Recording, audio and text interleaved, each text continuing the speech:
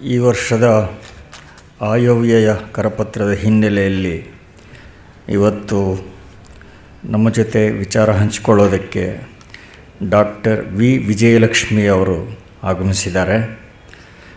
Doctor Vijayalakshmi ಅವರು Bengaluru ಯೂನಿವರ್ಸಿಟಿಯಿಂದ PhD doctorate ಪಡೆದಿದ್ದಾರೆ.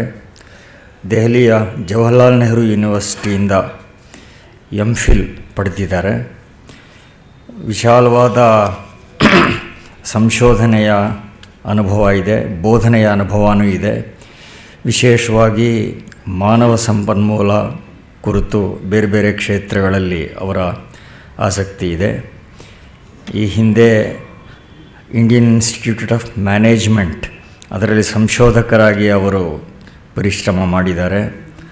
ವಿಶ್ವಸಂಸ್ಥೆಯ ಯುನಿಸೆಫ್ ಅದರ ಶಿಶು ಸೇವಾ ಕ್ಷೇತ್ರಕ್ಕೆ ಸಂಬಂಧಪಟ್ಟ ಪ್ರಕಲ್ಪದಲ್ಲಿ ಅವರು ಸೂಪರ್ವೈಸರ್ ಆಗಿ, ಸಂಶೋಧನೆಯ ಸೂಪರ್ವೈಸರ್ ಆಗಿ ಅವರು ಕೆಲಸ ಮಾಡಿದ್ದಾರೆ. ಹಲವಾರು ಮುಖ್ಯ ಪ್ರಕಲ್ಪಗಳಲ್ಲಿ ಅವರು ಸಂಶೋಧಕರಾಗಿ ಯೋಗದಾನ ಇದೆ. ಕರ್ನಾಟಕದಲ್ಲಿ ರೋಜಗಾರ್ ಯೋಜನೆಯ ಆಚರಣೆ ಮತ್ತು ಬೆಂಗಳೂರು ನಗರದಲ್ಲಿ ಗ್ರಾಹಕರ ಪ್ರತಿಕ್ರಿಯೆ ಪ್ರತಿವರ್ತನೆಗಳು ಮತ್ತು ನಮ್ಮ ಈ ಸಾಂಪ್ರದಾಯಿಕ ಸೂಲಗಿತ್ತಿಯರು ಅವರ ಒಂದು ಮೌಲ್ಯಮಾಪನ ಮತ್ತು ನಮ್ಮಲ್ಲಿ ಈ ಅಡಲ್ಟ್ ಎಜುಕೇಷನ್ ವಯಸ್ಕ ಶಿಕ್ಷಣ ಕಾರ್ಯಕ್ರಮ ಅದರ ಬಗ್ಗೆ ಅಧ್ಯಯನ ಮಾಡಿದ್ದಾರೆ. ಮತ್ತು ಇಂಡಿಯನ್ ಇನ್ಸ್ಟಿಟ್ಯೂಟ್ ಆಫ್ ಮ್ಯಾನೇಜ್ಮೆಂಟ್ನಲ್ಲಿ ಹಲವಾರು ವರ್ಷ ಸಂಶೋಧಕರಾಗಿ ಅವರು ಕೆಲಸ ಮಾಡಿದ್ದಾರೆ. ಬೋಧಕರಾಗಿ RV institute of management, SSMRV college ಮತ್ತು NMKRV ಕಾಲೇಜ್, MEG ಸೆಂಟರ್ ಕೇಂದ್ರೀಯ ವಿದ್ಯಾಲಯ, ಬೆಂಗಳೂರು ವಿಶ್ವವಿದ್ಯಾಲಯ, NMKRV ವಿಮೆನ್ಸ್ ಕಾಲೇಜ್ ಮೊದಲಾದ ಸಂಸ್ಥೆಗಳಲ್ಲಿ ಬೋಧಕರಾಗಿ ಅವರು ಕೆಲಸ ಮಾಡಿದ್ದಾರೆ. Oxford school of management, IIM, Indian institute of plantation management ಮೊದಲಾದ ಸಂಸ್ಥೆಗಳಲ್ಲಿ ಅವರು ಸಂದರ್ಶಕ ಪ್ರಾಧ್ಯಾಪಕರಾಗಿ ಕೆಲಸ ಮಾಡಿದ್ದಾರೆ. ಇದೀಗ ಟಾಸ್ಮ್ಯಾಕ್ ಅನ್ನುವ ಸಂಸ್ಥೆಯಲ್ಲಿ ಡಿಸರ್ಟೇಷನ್ ಕೋಆರ್ಡಿನೇಟರ್ ಆಗಿ ಅವರು ಸೇವೆ ಸಲ್ಲಿಸ್ತಾ ಇದ್ದಾರೆ. ಹಲವಾರು ಪ್ರಕಟಣೆಗಳು ಕೂಡ ಅವರದು ಹೊರಬಂದಿವೆ.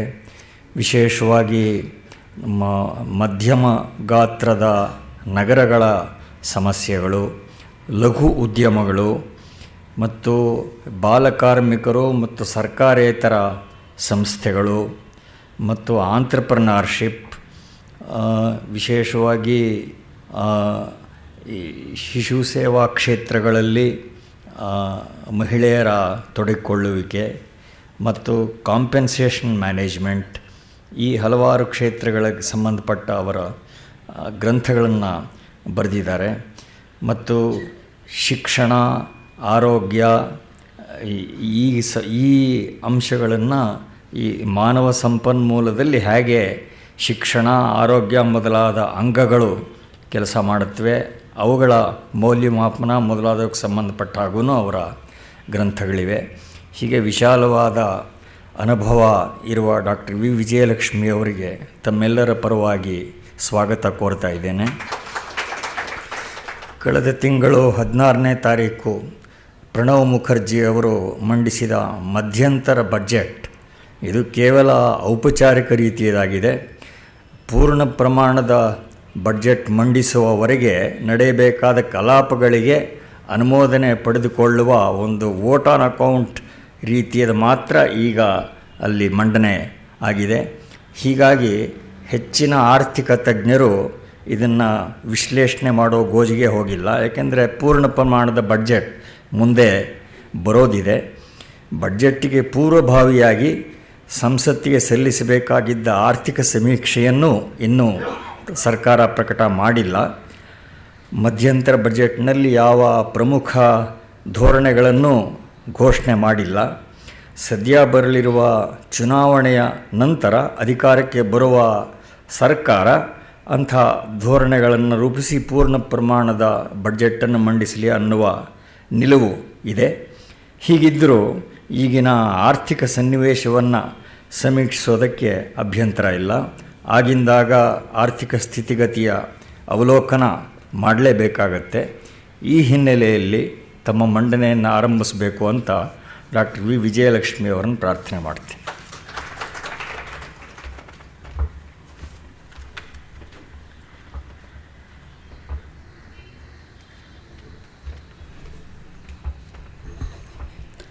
ಸರ್ವರಿಗೂ ನಮಸ್ಕಾರ. As was explained just now, there's only an interim budget, but I would like to present the macroeconomic perspective, as not much analysis can be made out of this interim budget. Before talking about interim budget, I would just like to talk few words about the present economic condition. CSO, Central Statistical Organization, had announced advanced estimates for 2008-9. As per that, GDP has been estimated at about 35.52 lakh crores, which indicates a growth rate of 7.1% against 9% as of the same period 2007-8. So even before the announcements of interim budget, the estimate has made it clear that there has been a slowdown in the economy, especially from mid-2008. This slowdown could be attributed to the declining industrial growth to a certain extent, which showed about 4.8% during 2008-9 as against 8.1% during 2007-8. Agriculture is one sector which, especially the food production part of it, has shown a slight increase, making Mr. Mukherjee to say that there is sufficient food security. But the reality is not so, is known to everybody. The mere fact that there is this 100 tons of food production available will not ensure food security. How well that quantity is being distributed among the existing population, especially the economically backward class, will talk about food security. If we didn't have any if we are not actually insecure about food, then why is the need for import, sometimes even wheat? There was for a long time this under Public Law 480, wheat boy being imported. I have read that as a student. And from 68, they depended on wheat which is supposed to be a major production for most of the North Indian states of the country, all types of wheat. If that has to be imported, then food security is not ensured at all. Now most of these political announcement or talk is more about what is being produced. If we go into the depth of distribution, we come to know what is exactly being distributed. Public distribution is not playing a real role which has to play, which we see in most of these public distribution shop. People don't get, right from kerosene, when they have to get, there is a long queue. The person never opens the shop, so there is always a fight among the people. If there was security, then there is no need for fine. Even in other states like Tamil Nadu, they announce 1 rupee per kg rice, but what is the point? What are the other additional ingredients which are required to make that rice edible? That nobody calculates. So for a common man, food security is a real dream for years to come, unless there is some sort of organized production, distribution. And if common man says that I have had at least 2 square meal, then there is some sort of food security. So this talks about a 3 consecutive year of food grain production recording 10 million ton of increase. So except for that, even the statistics talks about a slow growth.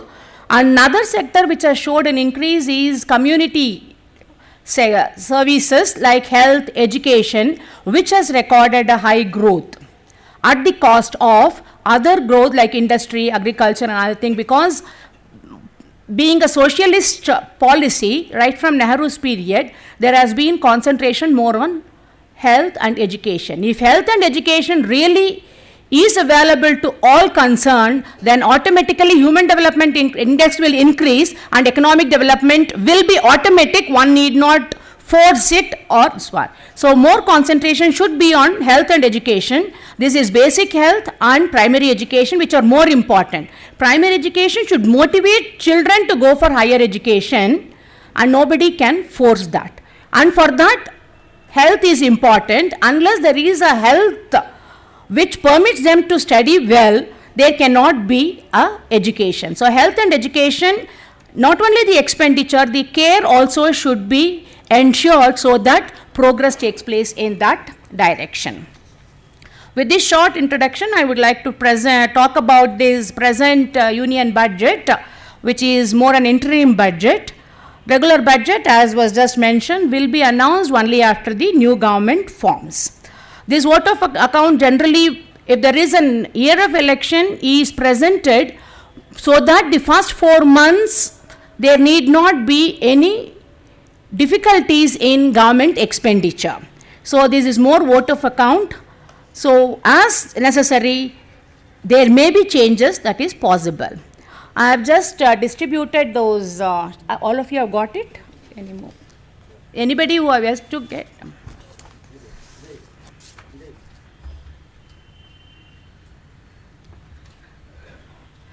I wasn't sure about BESCOM facilities, so I thought LCD and OHP is of no use. So, depending on our own traditional method, I have just used whatever Mr. Mukherjee has announced as statistics so that it is easier for you to understand what I am talking about. This new government formulate the tax and expenditure protocol for 2009 and 10. The major sectors which has been allocated a higher amount has been defense and two of the social sector, that is Bharat Nirman and NRGES, that is National Rural Employment Guarantee Scheme. There is a defense 1,41,703 crores has been increased with the main aim of providing better security. I don't know for whom, whether it is for ministers, MLAs and others or for the common public. Because half the time 80% of the so-called security is provided to these people on some businessman and not to the common people where it is really required. So their logic is defense expenditure is increased to provide facilities for better security. So of this, what they have said is it is increased from 80,549 crores in 2005-06 to 1,14,600 crores in the revised estimate of 2008-09, and the present estimate is 1,41,000 and odd. Of this, capital account for defense itself is quite high. This is increased about 14,000, and of these 14,000, all 14,000 will not be disbursed because the statistics say the 7,000 is unutilized of the previous budget. So they will get only additional 7,000. So on the one hand they talk about security, on the other hand they say it is unutilized amount. If 7,000 crores have not been utilized, then what is that budget for? So they will get additional 7,000, assuming that 7,000 is still safe for the expenses to be incurred. Other section of this defense where additional income has been allocated is Air Force, about 300 crores increase, Army construction account 1,000 to 524 crores, and Army an additional call for 500, and Navy to be increased by 200 crores, and 1/3 rest is for defense research and development. You have heard of DRDO in Bangalore, no? So for that research and development activities, they have earmarked some amount. Of this, 1/3 is being spent on higher salaries for the scientists, and the rest is for research and development activity. Of the whole defense expenditure, this DRDO expenditure is the most logical expenditure because they have the accountability which Army, Navy, Air Force do not have. These are the scientists who spend for the safety, and they are the one who invent machineries, equipments for the security basis. So this is the only accountable section of the whole defense, this one which we can understand to certain extent. It is all pie to pie accounted for, and they are all quite reasonable. So research and development requires more expenses than this one, because this research and development is what results in actual security implements, equipments. The next sector that has been given importance is social sector, especially this through Bharat Nirman program and NRGES. Of this Bharat Nirman is supposed to cover all rural infrastructure, road construction, telephone connections, electricity, then housing, water supply. This is to enable them to have a good infrastructure wherein they will utilize that and prove more useful to their local areas and will not continue to migrate to urban areas. So to ensure that this Bharat Nirman program has been launched, but I don't know how far it has progressed. So to ensure that, they have allocated 40,900 crores for those developmental activities. So followed by this is NRGE, because this National Rural Employment Guarantee Scheme is supposed to provide employment at least for a particular period. Earlier it was 180 days, now they have increased this to 215 or 16 days, so that if that person is employed, he or she need not migrate to urban area, and when employment guarantee is possible in rural areas, then development also takes place. See, because of an office, there are so many other facilities which come in. Because there is an educational institution, facilities come in. So this Bharat Nirman is to ensure those infrastructural facilities in the rural area, and NREGS is supposed to provide employment guarantee for the rural. That is why they have increased this. If this increase can really take place physically, in reality, if progress can be shown, then rural development is a certain aspect. Followed by that is two other social sector. One is Sarva Shiksha Abhiyan. You must have seen yellow buses going around. So in case children are not able to go to school, these are mobile school services provided for villages. So they go with teachers, with books, and it is more a non-formal education to ensure primary education is possible for children who are not able to go to school. Most of these children are children of construction workers who keep migrating from place to place irrespective of the concern of children's education.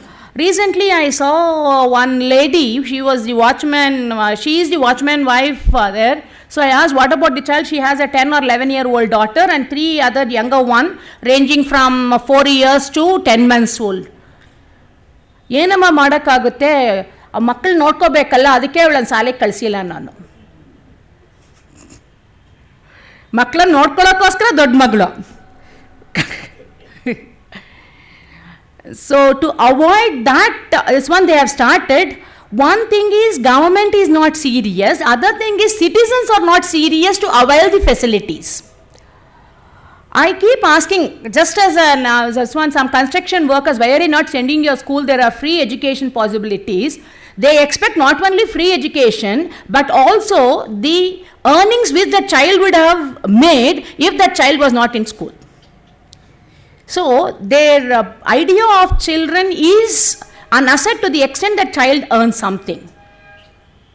So that awareness program are more important than allocating such amounts and saying we have allocated this. The similar case is this SC/ST. The actual scheduled tribe hardly get any facilities because they are not even aware such facilities are available. Those the earlier scheduled tribe who are moved to urban areas are the one who are availing those facilities, and some may not even be the tribal swan. They just come under that category and they claim. So these are the requirements for awareness program, and only then the economic this one. And second important aspect is community participation in all these activities.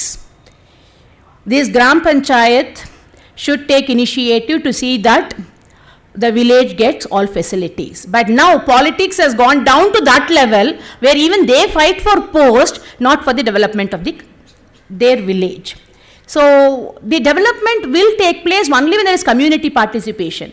Suppose there is a government school in a rural area, community should take interest to see why the teacher is not attending school or teaching and take necessary action. Government can only be a facilitator, not be monitoring continuously. So this Gram Panchayat should take the initiative to complain government if they are not able to tackle the issue. Even PHC, Primary Health Center, medical officers half the time do not go. One of these IIM projects, I have 3-4 primary health center project I have done. Hardly 2 medical officers were I found to be sincere and working. Whenever I went, that medical officer would not be there. So if that commitment is not possible, then development is not possible. So community should take the interest.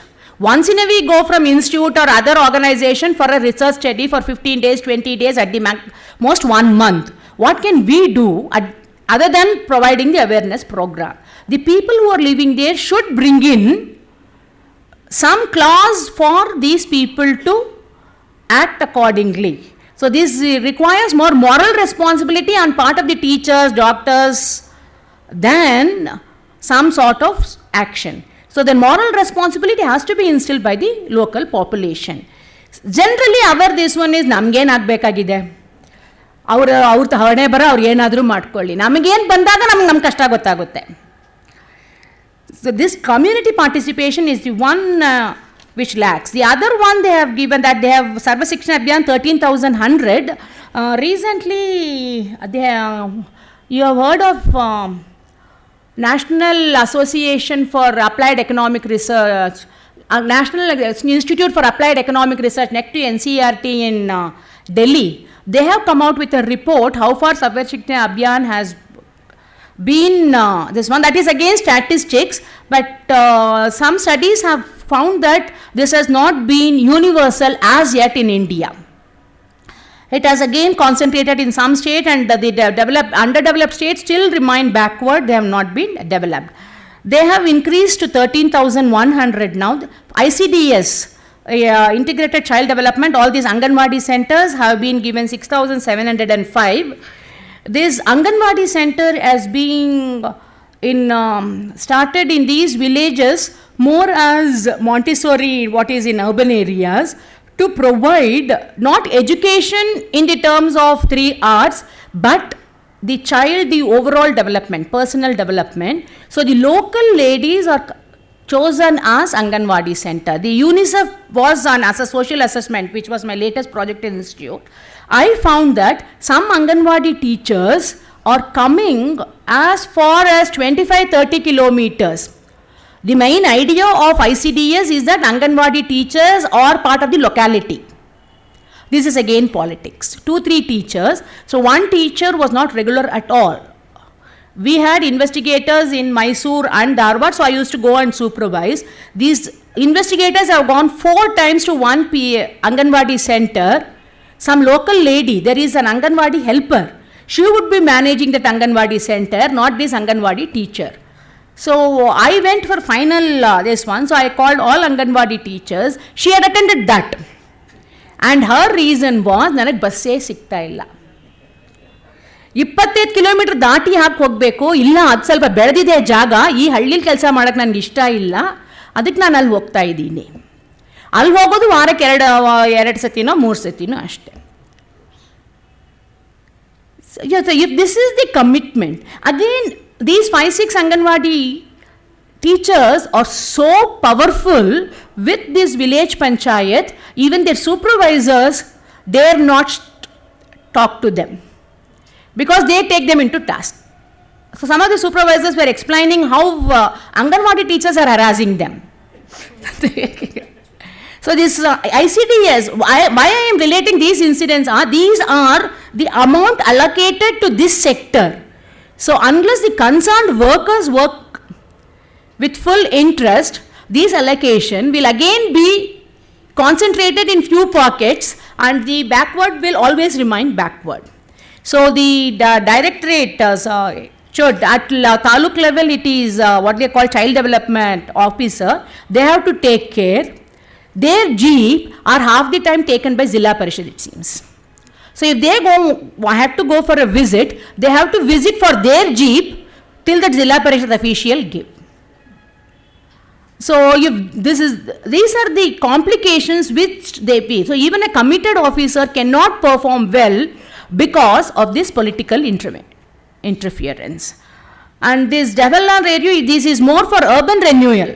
The NRGES is more for rural employment and Jawaharlal Nehru urban renewal scheme is for urban employment. If both these really are availed by the deserving candidates, then development will take place. So after that, all our social sector, that is rural health machine, Rajiv Gandhi water supply, drinking water supply and rural sanitation, these are the major, this one. Other than this, there is a sectoral details. Agriculture has about no,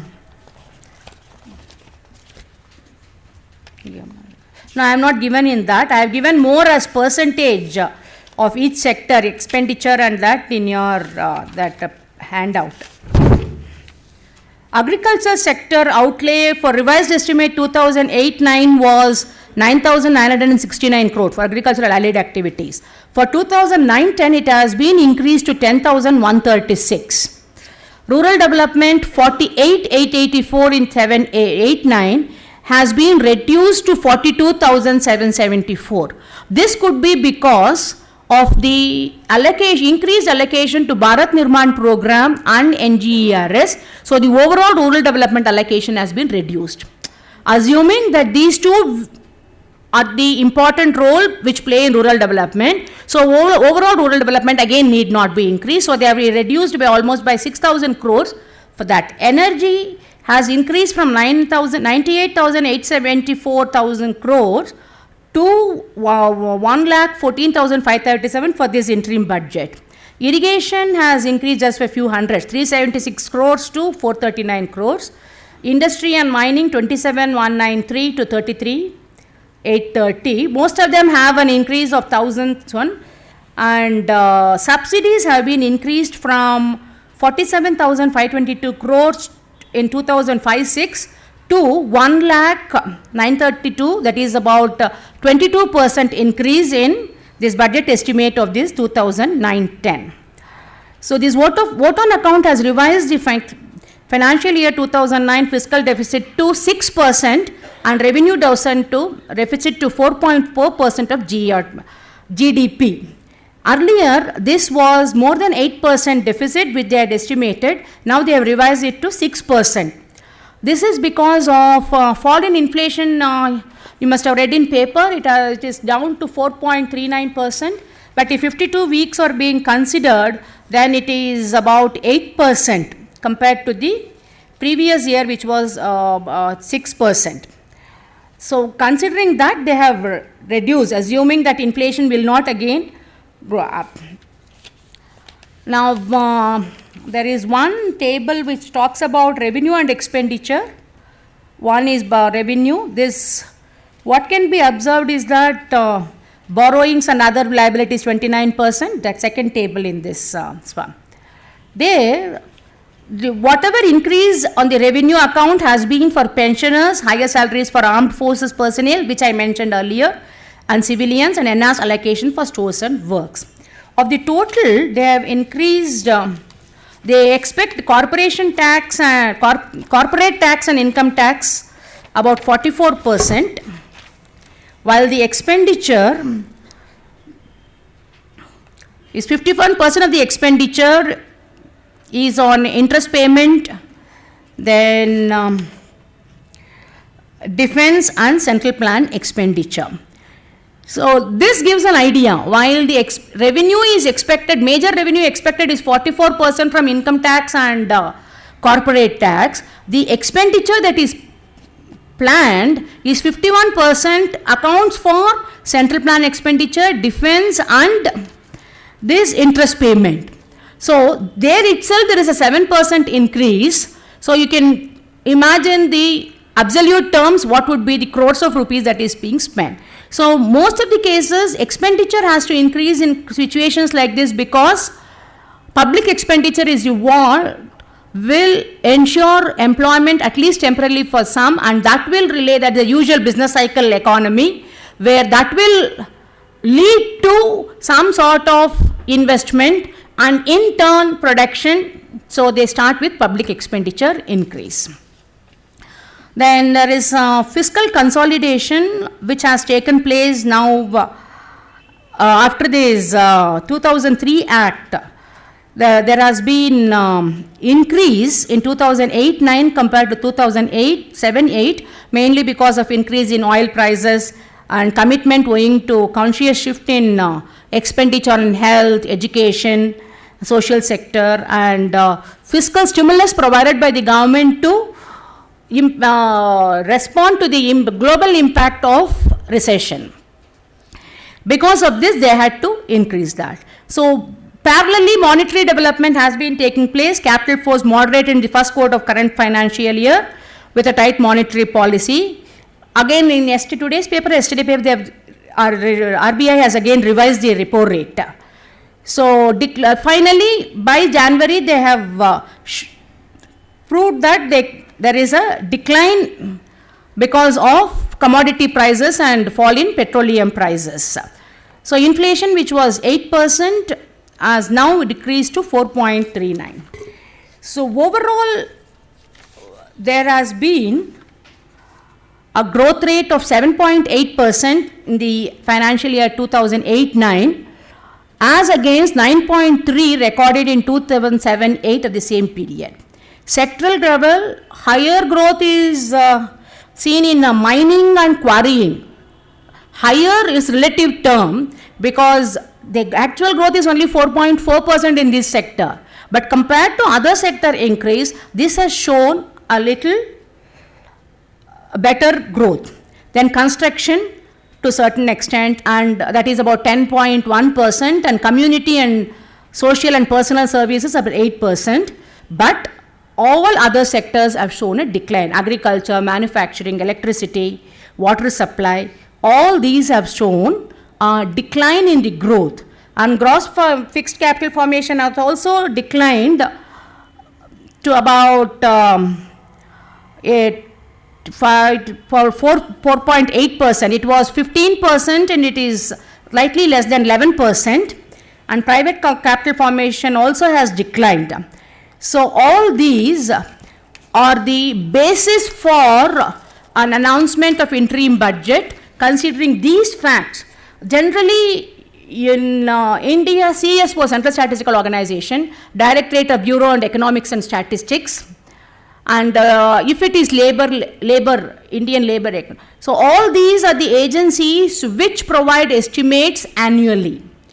Based on that, government prepares a budget to cover expenditure, revenue. Accordingly, the fiscal part of it is planned more by these. So that is why I mentioned about CSO and this Directorate of Bureau and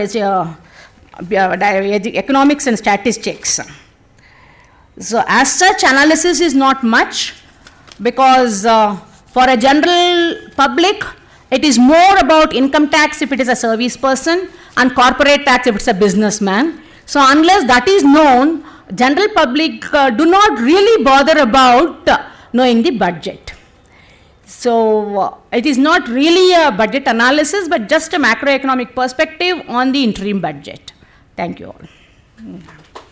I have observed recession has not really hit, but it is better to take precautions. As compared to China, India in certain sector, especially manufacturing sector, it is weak.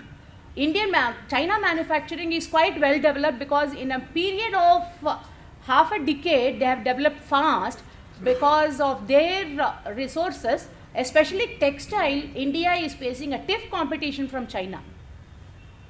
So that is why they are not able to sell most of the silk, synthetic and other materials, because China is giving at a lower rate and a better quality.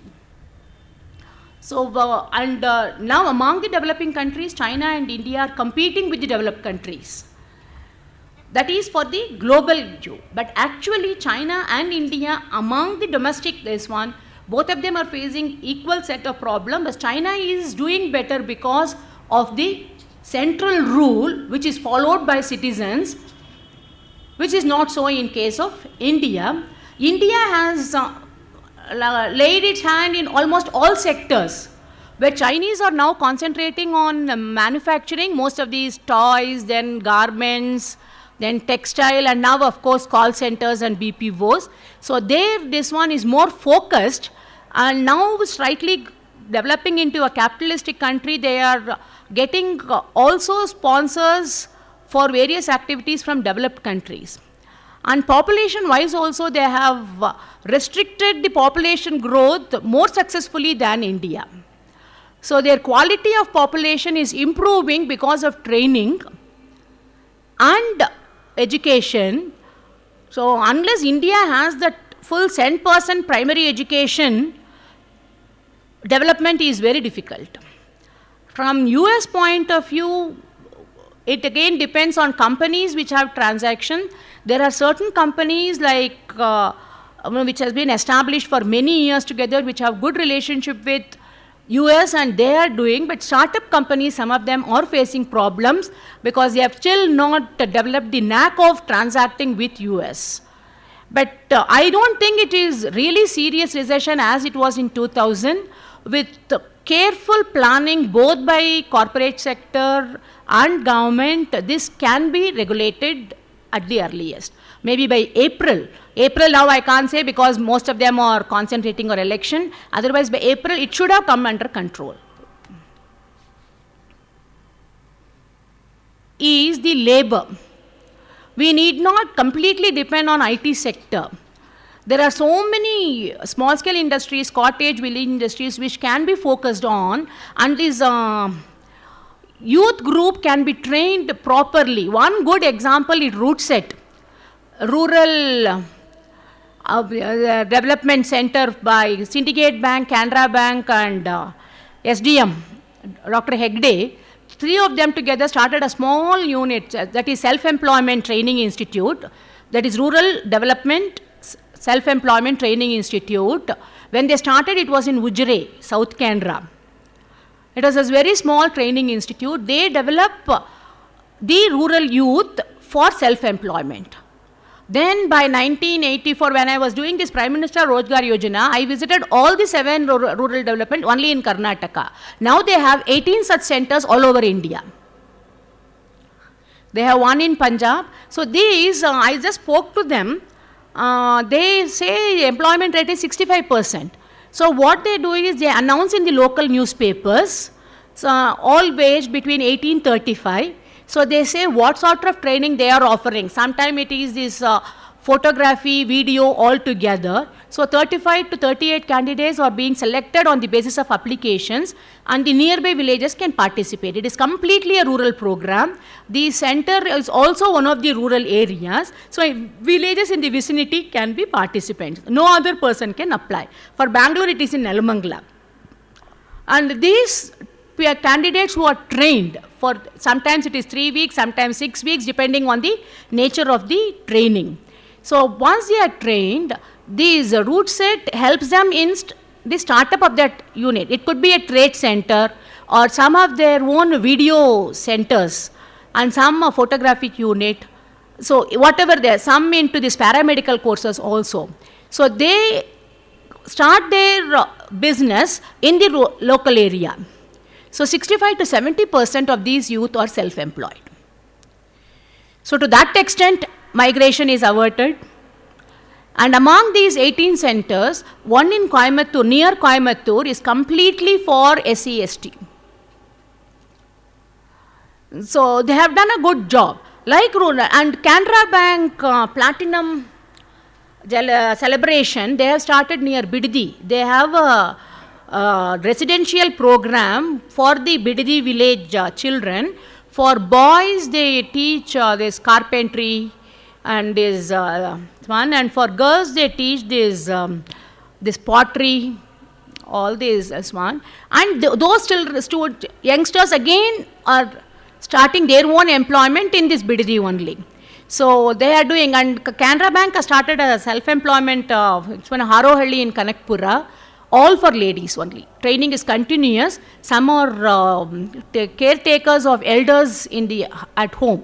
Because in places like Harohalli, you can't have certain nursing home or anything. So these young girls get trained and they provide nursing care for the elders. Right? So they have that, and on the other side they have a beauty parlor training also. So girls get trained in all activities. So we talk about entrepreneurship and other things. These people are doing. So Canara Bank has one complete section of rural development wing. So they are doing it. One root set or anything cannot develop. If 6-7 corporate areas start their some agency like that which will look after the corporate social responsibility, what we talk of now, develops actually, then 50% of the development activities can be by us public. Now wherever we can help the development of these organizations. So it is more community participation. The main problem in India is accepting responsibility, whether it is at home or at office or our community.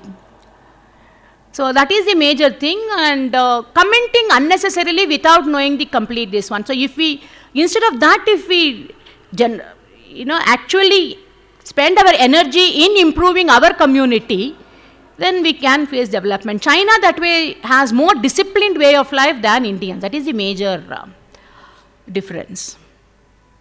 And all have is a sort of inferiority complex comparing ourselves to US or UK without knowing our own potentialities.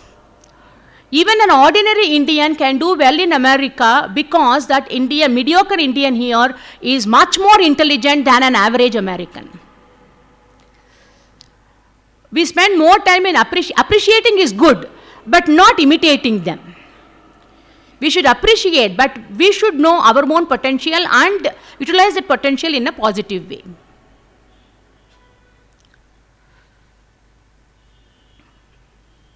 ಅವರು ಈಗಿನ ಆರ್ಥಿಕ ಸನ್ನಿವೇಶದ ಅವಲೋಕನವನ್ನು ಕೊಟ್ಟಿದ್ದಾರೆ. ಕೆಲವು trends ಅಂತ ಏನು ಹೇಳ್ಬೋದು, ಅದು ಗಮನ ಸೆಳೆಯುತ್ತೆ. ಕೆಲವು ಪರಿವರ್ತನೆಗಳು ಈಚಿನ ವರ್ಷಗಳಲ್ಲಾಗ್ತಾ ಇರೋದು ಎದ್ದು ಕಾಣುತ್ತವೆ.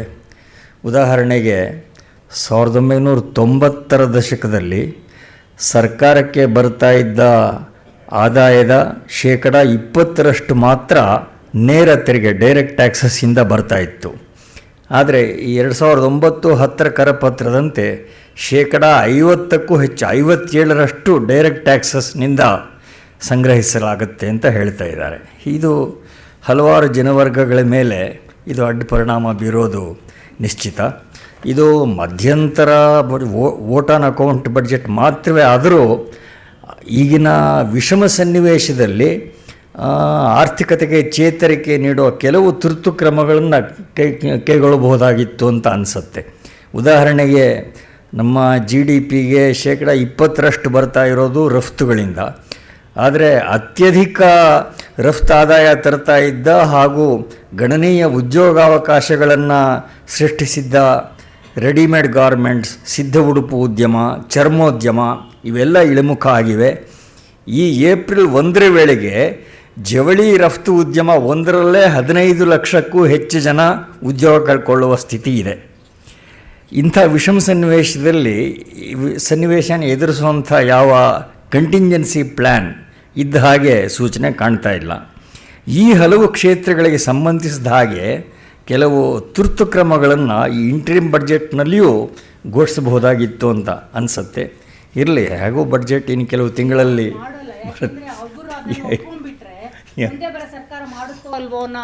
ಇದೇ ಇದೆ. ಆ ರಾಜಕೀಯ ಆಯಾಮ ಇದ್ದೇ ಇದೆ. ಆದರೆ ಇವತ್ತಿನ ಸನ್ನಿವೇಶ ಅಂತೂ ಜಟಿಲವಾಗಿದೆ.